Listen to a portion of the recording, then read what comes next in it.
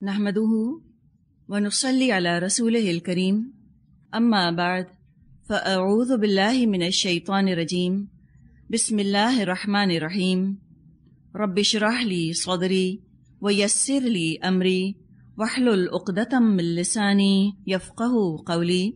سورۃ البقرہ آیت نمبر 229 229 طلاق کے موضوع پر بات کی جا رہی ہے۔ فرمایا الطلاق مرتان، طلاق 2 مرتبہ ہے۔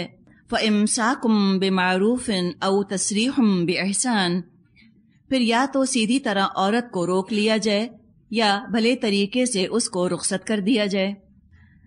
طلاق کے بارے میں فرمایا کہ طلاق 2 مرتبہ ہے۔ مرہ جو لفظ آیا ہے مرتان، اس کا واحد ہے مرتن۔ لفظ مرتن تعداد کے لیے نہیں آتا، یعنی کہ نمبرز کے لیے نہیں آتا۔ فرق ہے نا اس جملے میں کہ 2 طلاقیں ہیں، یا یہ کہنا کہ طلاق 2 مرتبہ ہے، اس میں فرق ہے۔ اگر یہ کہنا ہوتا کہ 2 طلاقیں ہیں تو لکھ دیا جاتا کہ الطلاق طلاقانی، 2 طلاقیں ہیں، لیکن طلاقانی نہیں لفظ لکھا ہے کہ الطلاق مرتانی، طلاق 2 مرتبہ ہے۔ مرتن کا لفظ وقت کے لیے آتا ہے، جس طرح کہ ہم نے کرتن پڑھا تھا۔ تو یہ آیت جس طرح سے شروع ہو رہی ہے، اس سے واضح ہو رہا ہے کہ طلاق کو بیک وقت نہیں دینا چاہیے، ایک وقت میں نہیں دے دینی چاہیے طلاق۔ 2 الفاظ لکھیے، بیک وقت ایک ہی وقت میں، یا بیک لفظ اکٹھے ایک ہی لفظ میں، یہ نہیں ہونا چاہیے، بلکہ 2 مرتبہ یہ کام ہونا چاہیے۔ جیسے آپ دیکھیں ایک وقت میں کسی کو 2 روٹیاں دیں تو ہم کہیں گے 2 روٹیاں دے دیں۔ اب 2 روٹیاں اس طرح دینا کہ ایک دفعہ 1 روٹی دی، پھر کچھ عرصے بعد دوسری دفعہ دوسری روٹی دی، اب یہ کیا ہوگا؟ مرتان، 2 مرتبہ اس کو روٹیاں دی گئیں۔ تو طلاق کے بارے میں فرمایا کہ طلاق 2 مرتبہ ہے، 2 الگ الگ اوقات میں ہے۔ ایک وقت میں ایک دفعہ طلاق کہنا ہے، فیصلہ بہت بڑا ہے، بہت سی زندگیاں اور جذبات کا اور احساسات کا اس کے اندر سوال ہے، اس لیے سوچ سمجھ کر آہستہ آہستہ پلان کر کے اور فیصلہ کر کے ٹھنڈے دل سے سنجیدگی سے فیصلہ کر کے پھر ایک قدم اٹھانا ہے۔ ایک دفعہ طلاق دی، اب عورت کی عدت شروع ہو گئی، جب تک عدت چل رہی ہے رجوع کا موقع ہے۔ ایک طلاق دی، یہ طلاق رجعی تھی، جب تک عدت چل رہی ہے طلاق رجعی رہے گی۔ جو ہی عدت کی مدت اپنے اختتام کو پہنچے گی، طلاق رجعی اب بدل کے طلاق بائن ہو جائے گی، طلاق بائن ہو گئی۔ اب اگر دوبارہ بیوی کو گھر میں بسانا ہے تو اب تجدید نکاح کرنا ہوگا۔ تجدید نکاح کیا مطلب؟ دوبارہ سے نکاح کرنا ہوگا، رینیو کرنا ہوگا نکاح کو۔ لیکن یہ موقع ہے، ابھی چانس ہے، اب بھی چاہو تو نکاح کر سکتے ہو، اور اگر نہیں تو اب اس کو جانے دو، چھوڑ دو۔ تو امساکم بمعروف، اس کے بارے میں علماء کا کہنا ہے کہ اس میں ایک تو ظاہر حسن سلوک کی بات آتی ہے کہ اگر تم کو اپنی بیوی کو روکنا ہے تو پھر اب اس نیت سے اس کو روکو کہ دوبارہ اچھی طرح گزارا کرنا ہے، تنگ نہیں کرنا، ستانا نہیں۔ آج کی اصطلاح میں ہم کہہ سکتے ہیں کہ بھی کاؤنسلنگ کروا لو، میرج کاؤنسلر کے پاس چلے جاؤ مثال کے طور پہ، یا سنجیدگی کے ساتھ بیٹھ کے آپس میں ڈسکشن کر لو کہ آخر کیا وجوہات ہیں جن کی وجہ سے ہم میں آپس میں لڑائیاں ہوتی ہیں، جھگڑے ہوتے ہیں۔ تو مراد ہے کہ اپنے ڈفرینسز سارٹ آؤٹ کر لو، تاکہ پھر اب جو نکاح کر کے تم نے گھر دوبارہ بسایا ہے تو اب زندگی خوشگوار گزرے۔ یہ کب ہوگا؟ جب طلاق بائن ہو چکی ہوگی، پھر نکاح کرنا ہوگا۔ ایک اور مطلب امساکم بمعروف کا یہ بھی کیا گیا کہ عدت کے اندر ہی رجوع کر لیا جائے۔ یہ ہے اچھی طریقے سے، بھلے طریقے سے بیوی کو روک لینا کہ عدت گزرنے ہی مت دو، عدت کے اندر ہی اگر چاہو تو رجوع کر سکتے ہو۔ یا کیا ہے، او تسریحم باحسان، یا تم اس کو رخصت کر دو بھلے طریقے سے۔ بھلے طریقے سے رخصت کرنے میں یہ بات بھی شامل ہے کہ اب مزید طلاقیں مت دو، ایک دی ہے کافی سمجھو، دوسری تیسری مت دے ڈالو، بھلے طریقے سے اس کو جانے دو تاکہ تمہارے لیے کل دروازہ کھلا رہے کہ اگر تمہارا ارادہ ہوا، دونوں کی آپس میں مرضی ہوئی، تو دوبارہ نکاح کا دروازہ ابھی کھلا ہے۔ تو خوش معاملگی کے ساتھ، حسن سلوک کے ساتھ جانے دو، ایک ہی طلاق پر اکتفا کرو اور زیادہ طلاقیں مت دو۔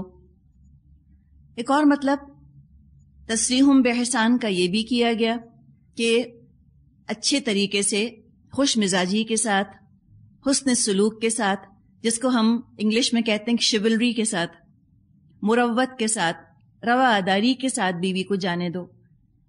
الزامات نہیں لگانا ایک دوسرے کے اوپر، برا بھلا مت کہنا ایک دوسرے کو، یہ کوشش مت کرنا کہ آپس میں ہمارا چھٹ چھٹاؤ ہو گیا، اب میری بیوی جو پہلے تھی اب بھی کسی اور کی کبھی بیوی بن نہ پائے، ایسے برے برے الزام اس پر لگا دوں کہ کوئی دوسرا انسان اس کو اپنی بیوی بنانے پر تیار نہ ہو۔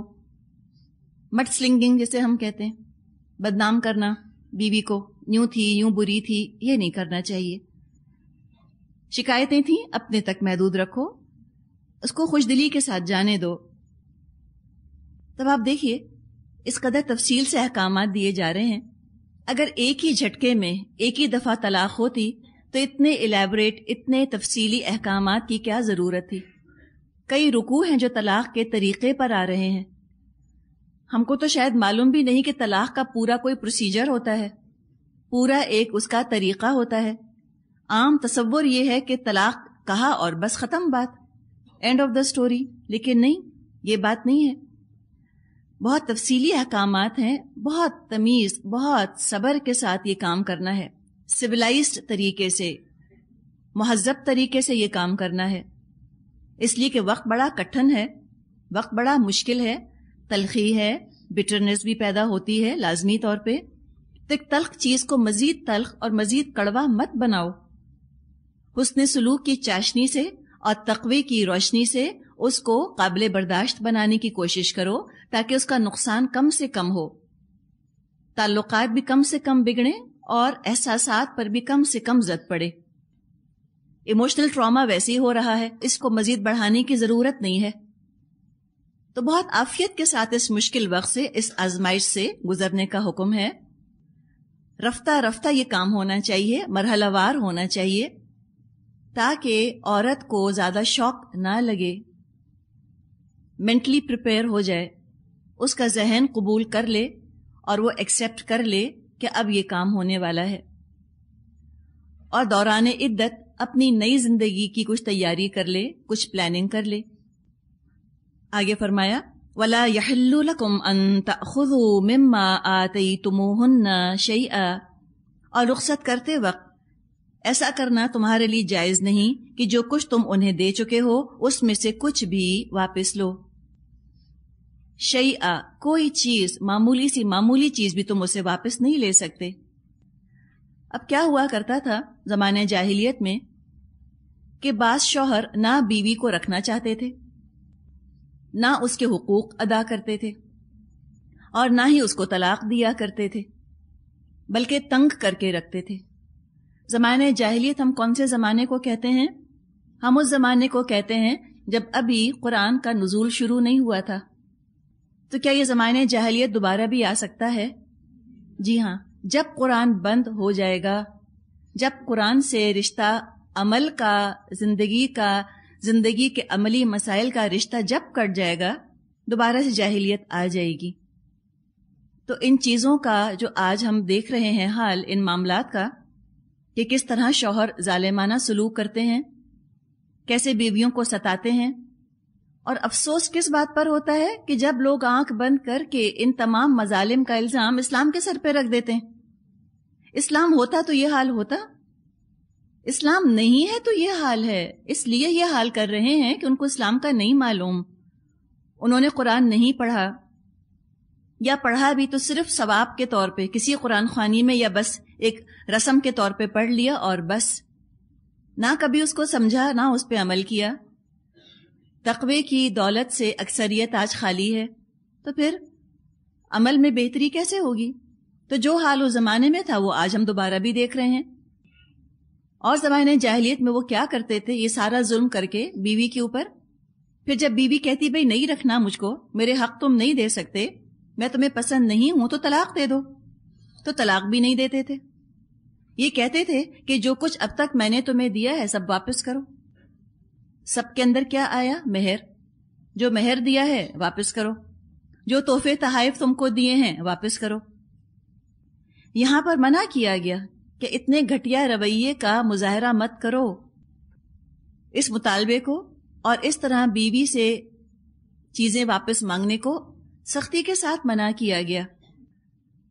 آگے ہم پڑھیں گے سورہ نساء میں اللہ تعالیٰ نے ارشاد فرمایا ہے کہ اگر اے مردوں تم نے اپنی بیویوں کو ڈھیروں مال قنطارن خزانے بھی دے دیے ہوں تو کچھ تم واپس نہیں لے سکتے.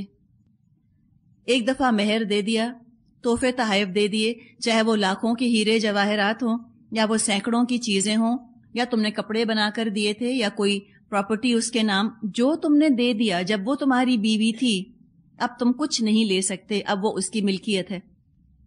حدیث میں مضمون آتا ہے کہ تحفہ دے کر واپس مانگنا یا واپس لے لینا ایسا ہے جیسے کہ کتا قے کر کے اس کو چاٹ لے. ایک کتا وامٹ کرے اور اس کو دوبارہ سے لکھ کر لے. اتنی گھن آنی چاہے یہ چیز واپس مانگتے ہوئے. اب یہاں تک ہم نے جو بات کی وہ یہ تھی کہ شوہر رکھنا نہیں چاہ رہا بیوی کو، تبھی تو طلاق دے گا نا. اور طلاق کا اختیار بیوی کو تو نہیں ہے، شوہر ہی دیتا ہے. اب یہ تو بہت زیادتی ہو جاتی کہ بیوی کو شوہر اچھا نہیں لگ رہا، اب وہ طلاق تو نہیں دے سکتی اور شوہر بھی اس کو طلاق نہیں دے رہا اس لیے کہ شوہر کو اپنی بیوی اچھی لگتی ہے. تو یہ تو پھر ناانصافی ہے عورت کے ساتھ. وہ کیسے گزارا کرے اس طرح؟ تو اللہ تعالیٰ ناانصاف تو نہیں ہے. یہاں پر عورت کے لیے خلا کی گنجائش بیان کی جا رہی ہے. خلا یعنی الگ ہو جانا، جدا ہو جانا. خلا کا لفظ تو قرآن میں نہیں آیا، لیکن یہ فقہ کی اصطلاح ہے، فقہ کی ٹرمینالوجی ہے خلا. تو اب آگے خلا کا ذکر کیا جا رہا ہے کہ اگر بیوی کو شوہر پسند نہیں، اب وہ کیا کرے؟ فرمایا ایک ہی صورت ہے، وہ یہ کرے کہ جو مہر اس کے پاس تھا وہ شوہر کو واپس کر دے. صرف ایک ہی صورت میں شوہر اپنی بیوی سے اپنا دیا ہوا مہر واپس لے سکتا ہے، اور وہ صورتحال یہ ہے کہ شوہر نہیں چھوڑنا چاہ رہا لیکن بیوی رہنا نہیں چاہ رہی، بیوی خلا لینا چاہ رہی ہے. اب شوہر کو کہیں اور شادی بھی تو کرنی ہے، اس کا تو لاس ہو رہا ہے، مانیٹری لاس ہے، اس کے پیسے کا نقصان ہے. تو اب بیوی کو چاہیے کہ وہ خود چونکہ اپنی مرضی سے چھوڑ رہی ہے، لہٰذا اب وہ بھی رواداری کا مظاہرہ کرے اور وہ مہر کی رقم اپنے شوہر کو واپس کر دے.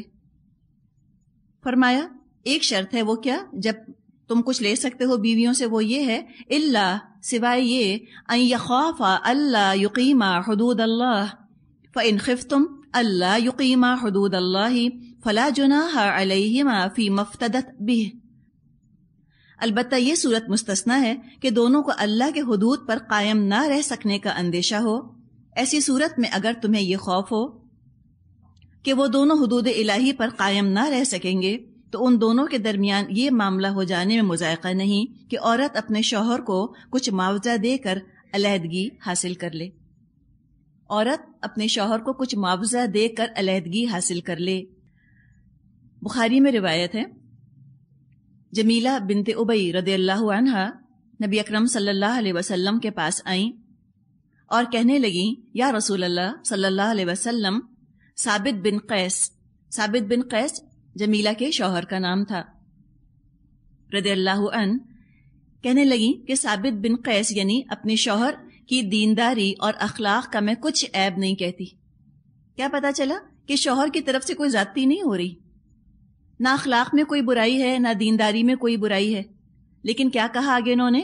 مگر میں یہ نہیں چاہتی کہ مسلمان ہو کر شوہر کی ناشکری کے گناہ میں مبتلا ہوں. طبعی طور پہ ان کو شوہر اچھا نہیں لگتا تھا، ان کا دل نہیں چاہتا تھا اس کے ساتھ رہنے کا. نبی اکرم صلی اللہ علیہ وسلم نے فرمایا اچھا ثابت نے جو باغ تجھ کو مہر میں دیا ہے وہ تو اس کو واپس کرتی ہے؟ انہوں نے فرمایا جی ہاں واپس کرتی ہوں۔ اس وقت آپ نے ثابت سے فرمایا اپنا باغ واپس لے لے اور ایک طلاق دے دے۔ یہ خلا کہا جاتا ہے اس کو۔ اس حدیث کی بنیاد پر فقہا نے یہ فیصلہ کیا ہے کہ شوہر بھی جو چیز واپس لے بہت سے بہت مہر واپس لے، اس سے زیادہ کا مطالبہ نہ کرے۔ اب یہ نہ کہے کہ ایک ایک زیور، ایک ایک جوڑا، ایک ایک پرفیوم جو تم کو کبھی میں نے لا کے دیا تھا اب سب واپس کرو، نہیں، یہ نہیں کر سکتا۔ مہر کی حد تک واپس لے سکتا ہے، اور اس کی بھی اجازت ہے، لینے کی اجازت ہے۔ نہ لے تو اور اچھا ہے، لیکن لینا چاہتا ہے تو لے بھی سکتا ہے۔ تو جب دینداری میں عیب نہیں اور اخلاق میں بھی عیب نہیں، اس میں بھی عورت کے پاس گنجائش رکھی گئی ہے کہ وہ نہ رہنا چاہے تو نہ رہے۔ تو سوچیں کہ جو مارتے ہیں، پیٹتے ہیں، وربل فزیکل ابیوز کرتے ہیں، گالم گلوچ کرتے ہیں، خرچہ نہیں دیتے یا ازواجی حق ادا نہیں کرتے، ان تمام صورتحال میں اسلام نے عورت کو اختیار دیا ہے کہ وہ خلا لے سکتی ہے۔ ایک واقعہ پیش آیا حضرت عمر رضی اللہ عنہ کے زمانے میں۔ ایک عورت آئی حضرت عمر کے پاس اور اس نے خلا کی درخواست کی، اس لیے کہ خلا اس کے لیے عدالت میں جانا ضروری ہوتا ہے۔ خود سے نہیں بیوی کہہ سکتی کہ میں نے آج سے تم سے خلا کر لیا، نہیں، یہ پراپر کورٹ میں جایا جائے گا اور عدالتی کارروائی ہوگی۔ تو ایک عورت آئی حضرت عمر کے پاس اور کہا مجھے خلا چاہیے۔ حضرت عمر رضی اللہ عنہ نے کہا اچھا ٹھیک ہے، میں فیصلہ کرتا ہوں۔ پھر انہوں نے اس عورت کے لیے یہ ہدایت دی کہ اس کو ایک ایسے کمرے میں بند کر دو جہاں کوڑا کرکٹ کباڑ یہ چیزیں پڑی ہوئی ہیں ساری۔ اس کو اس کمرے میں رات کے لیے چھوڑ دیا گیا۔ جب وہ صبح اس کمرے سے نکل کر آئی تو اس سے پوچھا حضرت عمر نے کہ بتاؤ تمہاری رات کیسی گزری؟ کہنے لگی کہ واللہ اس سے زیادہ آرام دہ رات میں نے اب تک نہیں گزاری شادی کے بعد سے۔ اس سے اس کا ریولشن پتہ چلتا ہے نا کہ اس کو اپنے شوہر سے اتنی چڑ تھی کہ اس کاٹ کباڑ والے کمرے میں رہنا اس نے پسند کیا شوہر کے پاس رہنے کے مقابلے میں۔ اس حد تک جب طبیعت کے اندر بودھ ہو اور ریولشن ہو تو پھر جدائی کروا دینا ہی بہتر ہے۔ یہ سن کر حضرت عمر رضی اللہ عنہ نے اس کو خلا دلوا دیا۔ یعنی عورت کے لیے شوہر اس قدر ناقابل برداشت ہو جائے کہ جسمانی تعلق ناممکن ہو جائے، یا جسمانی تعلق بھی اذیت کا سبب بن جائے عورت کے لیے، تو وہ عدالت میں جا کر علیحدگی حاصل کرنے کی درخواست کر سکتی ہے۔ یعنی یہ کم سے کم وجہ ہے خلا کی، اور اس سے اوپر کئی وجوہات ہو سکتی ہیں۔ خلا کی عدت طلاق کی عدت سے مختلف ہے۔ طلاق کی عدت ہے 3 قروء، 3 حیض۔ خلا کی عدت 1 حیض ہے، 1 حیض، اور اس عدت کے دوران شوہر کو رجوع کا حق نہیں ہوتا۔ اب آگے مزید ذکر چل رہا ہے آیت نمبر 230 میں، اور یہاں پر اب ذکر ہے تیسری دفعہ کی طلاق کا، کہ جب 3rd ٹائم بھی طلاق دے دی۔ فرمایا آیت نمبر 230، فَإِن طَلَّقَهَا، پھر اگر 2 بار طلاق دینے کے بعد شوہر نے عورت کو تیسری بار طلاق دے دی، فَلَا تَحِلُّ لَهُ، اب وہ اس کے لیے حلال نہیں، من بعد، اس کے بعد۔ کس طرح حلال نہیں؟ اس طرح سے حلال نہیں کہ اب عدت کے دوران وہ شوہر کے گھر میں نہیں رہے گی۔ عدت کے دوران شوہر کو رجوع کا حق نہیں ہے۔ عدت گزرنے کے بعد دوبارہ نکاح نہیں ہو سکتا۔ فلا تحل لہ من بعد، اب وہ اس کے لیے حلال نہیں۔ یہ ہے تیسری طلاق کے احکامات۔ اس کو کہا جاتا ہے طلاق مغلظ۔ مغلظ یعنی گاڑی ہو گئی ہے طلاق، پختہ ہو گئی، اب پکی ہو گئی، اب کوئی چانس نہیں کہ رجوع کر لے یا دوبارہ نکاح کر لے، سوائے ایک کنڈیشن کے، حتی، سوائے کیا، تنکح زوجا غیرہ، الا یہ کہ اس کا نکاح کسی دوسرے شخص سے ہو۔ کس طرح ہو؟ اب کیا ہوا، شوہر نے 3 طلاقیں دے دی، ٹھیک ہے، اب رجوع نہیں اور عدت میں گھر میں نہیں رہ سکتی، عدت گزرنے کے بعد دوبارہ نکاح نہیں ہو سکتا۔ عورت نے عدت گزار لی، کہیں اور سے اس کا رشتہ آیا، اس نے کہا ٹھیک ہے میں اس شخص سے شادی کر لیتی ہوں، اس نے نکاح کر لیا دوسرے شخص سے، جیسے کہ عام نکاح کیے جاتے ہیں. عام نکاح میں نیت کیا ہوتی ہے کہ زندگی بھر کے لیے کر رہے ہیں, ہمیشہ کے لیے ساتھ رہیں گے, بسیں گے, سنسیئرٹی کے ساتھ نکاح کیا جاتا ہے. تو اس نے نکاح کر لیا, اس کی شادی کہیں اور ہو گئی. لیکن اتفاقاً بائی چانس کیا ہوا کہ اس دوسرے شوہر نے بھی طلاق دے دی, یا اس دوسرے شوہر کا انتقال ہو گیا. اب وہ عورت پھر سے اکیلی ہو گئی, یا پھر سے طلاق یافتہ ہو گئی, یا وہ بیوہ ہو گئی. اب جب وہ اپنی عدت گزار لے گی, اب پہلے شوہر کے لیے ایک ہی موقع قدرت نے فراہم کر دیا کہ اب چاہے تو اپنی بیوی سے وہ نکاح کر سکتا ہے اگر بیوی بھی رضامند ہے. اس کو فقہ کی اصطلاح میں حلالہ کہا جاتا ہے. حلالہ دراصل وہ اتفاقی صورتحال ہے. By chance, due to circumstances ایسا ہو گیا, پری پلانڈ نہیں تھا, پہلے سے طے شدہ نہیں تھا, یہ پہلے سے ارادہ نہیں کیا تھا کسی عورت نے کہ میں فلاں آدمی سے نکاح کر لیتی ہوں, اس کے بعد میں اس سے کہوں گی مجھے طلاق دو, پھر وہ مجھے طلاق دے دے گا, پھر میں اپنی عدت گزار کے پہلے میں سے شادی کر لوں گی. یہ پلان کر کے نکاح نہیں کیا تھا. اس کو حلالہ نہیں کہتے. حلالہ اتفاقی صورتحال ہوتی ہے. اس عورت نے نکاح کیا تھا دوسرے آدمی کے ساتھ اس پکی نیت کے ساتھ کہ میں اس کے ساتھ نارمل زندگی گزاروں گی, اور اس نے اپنے شوہر کے ساتھ نارمل میرڈ لائف گزاری, شوہر کے سارے ازواجی حقوق بھی پورے کیے. اب قسمت ایسی ہو گئی کہ وہ دوبارہ آزاد ہو گئی. تو اب یہ واحد صورتحال ہے کہ پہلا میاں چاہے تو بیوی کی رضامندی سے اب اس سے پھر نکاح کر سکتا ہے. ان دونوں کو ایک اتفاق سے یہ چانس مل گیا. تو اب اگر نکاح کریں تو چاہیے کہ گھر بنا کر رکھیں, اور تقویٰ ہوگا تو زندگی سکون سے گزر جائے گی. تو اس ایکسیڈنٹل چانس کو, اتفاقی صورتحال کو حلالہ کہا جاتا ہے. یہ جان بوجھ کر کرنے والا عمل نہیں ہے. یہ ایسی چیز نہیں ہے کہ کسی مرد کی خدمات لی جائیں اور مرد کوئی آفر کرے کہ میں حلالہ کروا دیتا ہوں تمہاری بیوی کے لیے. استغفر اللہ, انتہائی درجے کی بے حیائی کی بات ہے. یہ اسلام میں بالکل جائز نہیں. حلالہ کروانا جائز نہیں ہے. حلالہ ہو جاتا ہے خود سے. اگر کروایا گیا, پلان کر کے یہ کام کیا گیا, تو یہ زنا شمار ہوتا ہے. ترمذی میں حدیث ہے, نبی اکرم صلی اللہ علیہ وسلم نے فرمایا, حلالہ کرنے اور کروانے والا دونوں ملعون ہیں, یعنی کہ ان پر لعنت ہے. They are cursed. عمر رضی اللہ عنہ کے بارے میں آتا ہے کہ انہوں نے اپنے دور خلافت میں حلالہ کرنے اور کروانے والوں کے لیے سنسار کا قانون مقرر کر دیا تھا. اگر کوئی اس طرح حلالہ کرواتا ہے یا کرتا ہے تو اس کو سنسار کر دیا جائے گا, سٹوننگ ٹو ڈیتھ. اس لیے کہ زنا ہے, یہ کوئی فرق نہیں ہے اس کے اندر, وہی والی چیز ہے. تو یہ بات فرمائی, فَإِن طَلَّقَهَا فَلَا تَحِلُّ لَهُ مِن بَعْدُ حَتَّى تَنكِحَ زَوْجًا غَيْرَهُ. پھر اگر 2 بار طلاق دینے کے بعد شوہر نے عورت کو تیسری بار طلاق دے دی تو وہ عورت پھر اس کے لیے حلال نہ ہوگی, الا یہ کہ اس کا نکاح کسی دوسرے شخص سے ہو اور وہ اسے طلاق دے دے.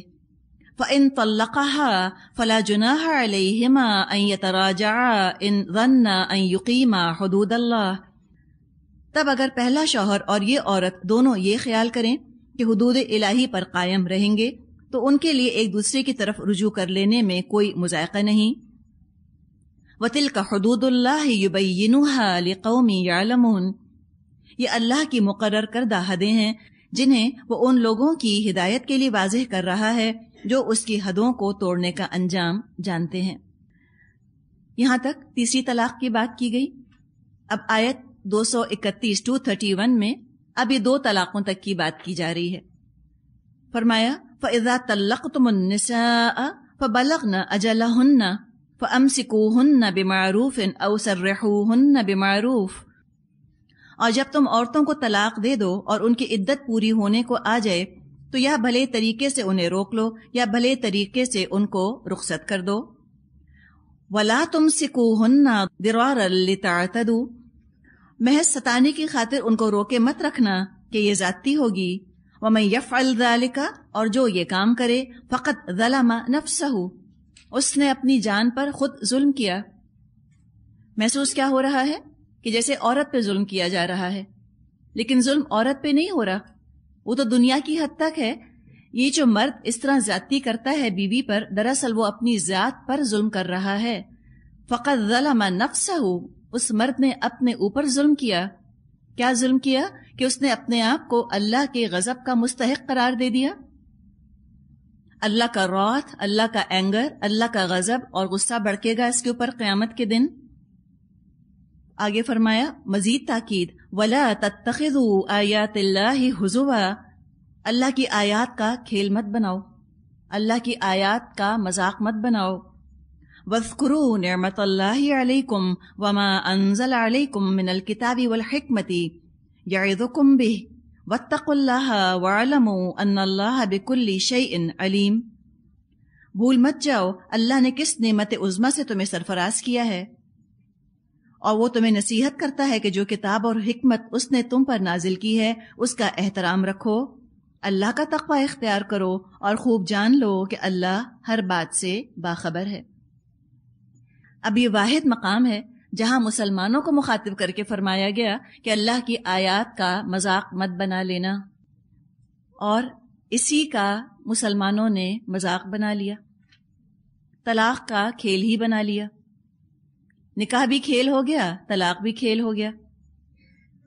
ویکینڈ میرج کے نام سے کانٹریکٹ کر لیتے ہیں، ہفتہ گزارنے کے لیے، چند چھٹیاں گزارنے کے لیے نکاح کر لیا اور پھر طلاق دے دیتے ہیں، یا اکٹھی 3 طلاقیں دے دیتے ہیں، گھر سے نکال دیتے ہیں. تو فرمایا کہ اللہ ساری حرکتیں دیکھ رہا ہے. اور کیوں دیکھ رہا ہے؟ اس لیے دیکھ رہا ہے کہ قیامت کے دن لوگوں کو ان کے کرتوت کا صلہ دے، اس کا بدلہ دے. تو قیامت تو آنی ہے. مسلمانوں نے طلاق کا کھیل کیوں بنایا، اور یہ احکامات سے ہم اتنے غافل کیوں ہیں؟ اس کو کہتے ہیں ہیلا. زنا کے لیے انہوں نے ایک قانونی درجہ نکال لیا. انہوں نے کہا کہ ٹھیک ہے ہم نکاح کر لیتے ہیں. نیت کس کی تھی؟ زنا کرنے کی. لیکن کیا کیا؟ لیگلائز کر لیا. پتہ یہ چلا کہ شریعت سے لوپ ہول جو بھی تلاش کرنا چاہے مل جائے گا اس کو. لیکن اللہ نیت جانتا ہے. ہو سکتا ہے کہ قانونی طور پہ ہر چیز بالکل ٹھیک ہو، پراپر ہو، لیکن اللہ کے ہاں وہ گناہ شمار ہو، اس لیے کہ نیت کے اندر فطور تھا، نیت کے اندر ٹیڑھ اور نیت کے اندر کجی تھی. کوئی بھی قرآن کا حکم ہو اس سے نکلنے کا کوئی نہ کوئی لوپ ہول موجود ہے. ہم کہتے ہیں نا کہ where there is a will there is a way. جہاں نیت خراب ہوگی وہاں کوئی نہ کوئی راستہ نکل آئے گا، جہاں نیت اچھی ہوگی وہاں بھی راستہ نکل آئے گا. اس لیے کرتے ہیں جسٹیفائی کرنے کے لیے. دوسرے یہ کہ جو اکٹھی 3 طلاقیں دے دیتے ہیں، انہوں نے یہ کہاں سے سیکھ لیا؟ انہوں نے کہاں سے سیکھا؟ پکچروں سے سیکھا. اور کہاں سے سیکھا؟ پکچروں میں طلاق کیسے دی جاتی ہے؟ لڑائی ہوئی، اب کیا ہوا؟ ہیرو کو غصہ آ گیا، انہوں نے پوری طاقت کے ساتھ چیخا. 3 دفعہ انہوں نے چیخ چیخ کر طلاق دی، اور بیوی جو ہے وہ پاؤں پکڑ رہی ہوتی ہے. انہوں نے اس کو ٹھوکر ماری، اس کو نکال کے باہر پھینکا، اس کا سامان بھی باہر پھینک دیا، اور پھر بادل بھی گرجے اور بارش بھی ہو گئی. پکچریں اتنی کثرت سے دیکھتے ہیں، کاش کہ اس کثرت سے قرآن پڑھتے ہوتے. اللہ سے بہت دور ہیں.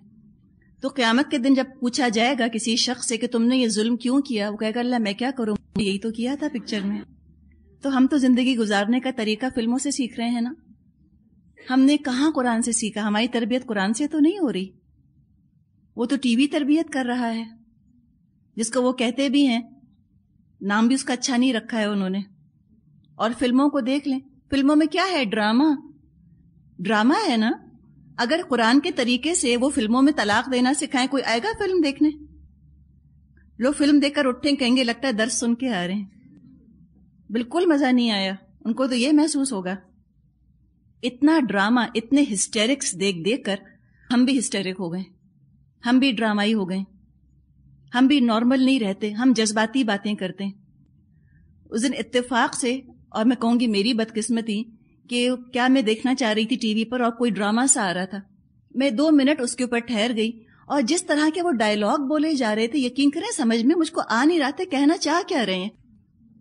اس قدر مشکل الفاظ، اتنی لمبی لمبی الجھی ہوئی باتیں کہ میں نے سوچا کہ میں گھر میں اپنے بچوں سے، اپنے شوہر سے اس طرح بولنے لگ جاؤں تو وہ تو آگے سے شاید ہنسنا ہی شروع کر دیں، وہ اس قدر سنجیدہ شکل بنا کر نہیں کھڑے ہوں گے. تو ہم یہ چیزیں سیکھ رہے ہیں نا، ہم اسی لیے بہت زیادہ ہسٹیرک بھی ہیں، ہم بہت ڈرامائی ہو گئے. سمپل چیز سمپل طریقے سے ہم نہیں کر سکتے. کوئی ہمیں نہیں پتا کہ قرآن ہمیں کیا بتاتا ہے، قرآن ہمیں کیا سکھاتا ہے. جس قدر دلچسپی آج ہم کو ڈراموں میں، فلموں میں، ناولوں میں ہو گئی ہے، اس کی آدھی دلچسپی بھی ہم کو قرآن میں اگر ہوتی تو آج معاشرے کا ہم یہ حال نہ دیکھتے، ہم عورت کے اوپر اس طرح کا ظلم نہ دیکھتے. بہت بڑا الزام آج عورت پر ظلم کا فلموں کے سر جاتا ہے اور ڈراموں کے سر جاتا ہے. دوسری بات یہ کہ وہ کہتے ہیں ہم اویئرنیس پھیلا رہے ہیں، ہم دیکھو بتانا چاہ رہے ہیں کتنا ظلم ہو رہا ہے عورت پر. اویئرنیس میں اور انکریجمنٹ میں اور پروپیگیشن میں بڑا ہی تھوڑا سا فرق ہے، مائنیوٹ ڈفرنس ہے، بال برابر کا فرق ہے کہ کس چیز کو آپ اویئرنیس کہہ رہے ہیں اور وہی چیز پروپیگیشن تو نہیں بن رہی. آپ کہہ رہے ہیں کہ ہم لوگوں کے اندر آگہی پیدا کر رہے ہیں، کہیں حوصلہ افزائی تو نہیں ہو رہی. ہم یہ دیکھ رہے ہیں جن چیزوں کی آگہی پیدا کرنا چاہ رہے ہیں وہی برائیاں پھیل رہی ہیں، انہی برائیوں کی حوصلہ افزائی ہو رہی ہے، انکریجمنٹ ہو رہا ہے ان چیزوں کا. تو یہ بڑی ذمہ داری ہے ان لوگوں کے اوپر جو کہتے ہیں اویئرنیس پھیلا رہے ہیں، ہم فلاں چیز کے بارے میں اویئرنیس پھیلا رہے ہیں، فلاں کے بارے میں. تو سوچیں اویئرنیس پھیلانے کا طریقہ کچھ اور ہے، اور اویئرنیس کا طریقہ بہترین قرآن کا طریقہ ہے. قرآن کتنی خوبصورتی کے ساتھ آپ دیکھیے اویئرنیس پھیلاتا ہے. اگر کوئی واقعی کہتا ہے کہ ہم عورت کے ساتھ سنسیئر ہیں، یا معاشرے کے اندر جو ظلم ہو رہا ہے عورتوں پہ یا مردوں پہ، بعض جگہ مرد بھی مظلوم ہیں، اور ہم چاہتے ہیں کہ ہم اس کی اویئرنیس پھیلائیں، تو وہ ڈراموں کے ذریعے تو نہیں پھیلے گی، اور ان موضوعات پر فلمیں بنانے سے بھی اویئرنیس نہیں آئے گی. صرف آئے گی قرآن پڑھانے سے. تو قرآن کیوں نہیں پڑھاتے؟ اس لیے کہ وہ کروڑوں روپے نہیں مل رہے ہیں نا. جب فلم بنائیں گے تو کروڑوں روپے کا سودا ہے، تو آپ سمجھیں اس چیز کو، ہر چیز کے پیچھے پیسہ کام کرتا ہے، ہر چیز جو ہے نا وہ اکانومی ڈرائیو کر رہی ہے، اٹس منی ڈریون. اکثر و بیشتر ریزن یہی ہے. تو اتنے بھولے بن کر ان کی باتوں میں مت آئے کہ فار ویمنس کاز فلاں پکچر بنی، چلو چل کے دیکھتے ہیں، ہم فیمنن لب کے اندر ہیں. جو فیمنن لب میں ہے وہ قرآن پڑھے گا سب سے پہلے، تاکہ اس کو پتہ چلے کہ عورت لبریٹ ہوتی کیسے. فلمیں دیکھنے سے کوئی لبریشن نہیں آئے گی. 100 برس بناتے رہے فلمیں، جب سے فلمیں بننی شروع ہوئی ہیں مظالم میں اضافہ ہی ہوا، ایکسپلائٹیشن میں عورت کے اور بچوں کے اضافہ ہی ہوا، کمی تو نہیں آئی عورت کی مزریز کے اندر. اس لیے اور بھی مذاق بنایا. اللہ فرماتا ہے دیکھو کہ اس نعمت کو یاد کرو جو اللہ نے تم پر نازل کی ہے، تم کو امت وسط بنایا ہے، یاد ہے؟ تم کو ہدایت کی نعمت اللہ نے دی ہے، اس کو چھوڑ کر کہاں جا رہے ہو تم زندگی گزارنے کا طریقہ سیکھنے؟ اللہ نے کتاب نازل کی، حکمت نازل کی، یعظکم بہ، اللہ اس کے ذریعے سے تم کو نصیحت کر رہا ہے. تم کہاں جا رہے ہو ڈرامہ دیکھنے؟ اس سے کیا سیکھو گے بتاؤ؟ اور تقوی اختیار کرو اللہ کا، تم گناہوں سے تو بچو، اور تم جان لو کہ اللہ ہر چیز کا علم رکھتا ہے، سب دیکھ رہا ہے.